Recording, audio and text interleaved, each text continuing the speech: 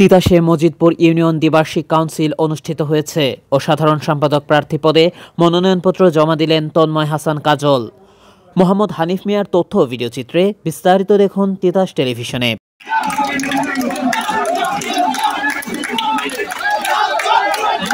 Comilla তিতাসে Majidpur union BNP শাখার দ্বিবার্ষিক কাউন্সিলে সোমবার ২৮ এপ্রিল বিকেল ৩টায় মোহনপুর দাখিল মাদ্রাসার মাঠে দ্বিবার্ষিক কাউন্সিল অনুষ্ঠিত হয়েছে।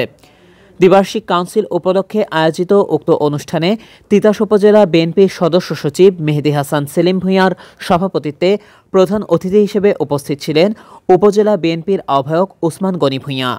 উক্ত সভায় কাজী সাংগঠনিক সম্পাদক কবির হোসেন সেন্টুর সঞ্চালনায় বিশেষ অতিথি হিসেবে উপস্থিত ছিলেন উপজেলা বিএনপির সিনিয়র যুগ্ম আহ্বায়ক হাজী আলী হোসেন মোল্লা, যুগ্ম আহ্বায়ক মোসাম্মদ রবি ইসলাম, মোহাম্মদ মাহবুব আলম সরকার, যুগ্ম আহ্বায়ক আব্দুস সালাম মেম্বার, ডাক্তার গোলাম মহিউদ্দিন জেলানী ভূঁইয়া, মোহাম্মদ আখতারুজ্জামান, সাবেক উপজেলা বিএনপির যুগ্ম সাধারণ সম্পাদক মহিউদ্দিন সরকার প্রমুখ। উক্ত সভার বিএনপির দ্বিবার্ষিক কাউন্সিলে অঙ্গ সংগঠনের বিভিন্ন নেতৃবৃন্দ উপস্থিত ছিলেন। বিএনপির দ্বিবার্ষিক কাউন্সিলে সভাপতি প্রার্থী পদে ৭ জন ও সাধারণ সম্পাদক পদে ৫ জন।